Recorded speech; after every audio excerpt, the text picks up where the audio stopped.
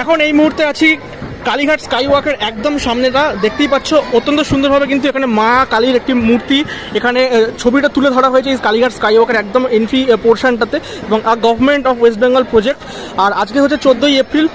আর আমি ভিডিওটা শুরু করছি কালীঘাট মন্দিরের দিক থেকে, মানে যে স্কাইওয়াকের দরজা সেখান থেকে। এখন আমরা তোমাদেরকে এই কালীঘাট স্কাইওয়াকে উঠবো এবং সেটাই তোমাদেরকে দেখাবো। চলো, এই হচ্ছে এন্ট্রি পয়েন্ট। অ্যাকচুয়ালি এখন এখান থেকে আমরা উঠছি, আর এই দিকে হচ্ছে এসকেলেটার আছে। মানে এখানে কিন্তু এসকেলেটার থেকে শুরু করে নর্মাল সিঁড়ি সমস্ত রকম ব্যবস্থাপনা কিন্তু আছে, এবং দেখতেই পাচ্ছ এই এসকেলেটার এদিক থেকে নামারটা আর এদিক থেকে ওঠারটা, তো সমস্ত রকম ব্যবস্থা কিন্তু আধুনিক ব্যবস্থা এখানে কিন্তু আমরা দেখতে পাচ্ছি। আমরা কিন্তু এলাম এই স্কাইওয়াকের ভেতরের অংশটা, অসাধারণ কিন্তু ফুল দিয়ে সাজিয়েছে। ওয়াও, এই জায়গাটা দেখো, জাস্ট লাইটিং দিয়ে এই জায়গাটা দারুণ সাজিয়েছে, দারুণ।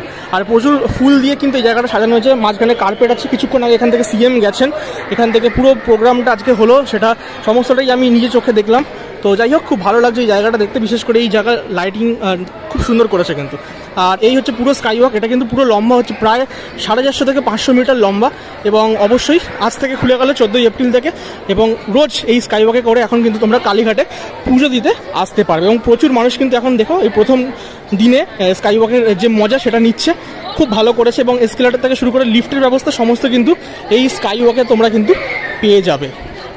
আর অবশ্যই এখানে যারা হকার্স আছে, হকার্সের জন্য কিন্তু একটা আলাদা জোন করা হয়েছে, সেটাও কিন্তু খুব সুন্দর। মানে এই জায়গাটা যেখান থেকে এখন আমরা হাঁটছি, দক্ষিণেশ্বরে একটা সাইডে একটা জোন করা হয়েছিল হকার্সদের জন্য, এটা কিন্তু কালীঘাটে করা হয়নি, আলাদা করে কিন্তু একটা জোন করা হয়েছে, যার জন্য এই পুরো জায়গাটা যেটা দেখতে পাচ্ছ এটা কিন্তু খুব মানে লম্বা চওড়া দেখতে লাগছে। প্রচুর মানুষ একসাথে হাঁটাচলা করলেও কিন্তু এইখানে ভিড় হওয়ার কোনো রকম সম্ভাবনা থাকছে না।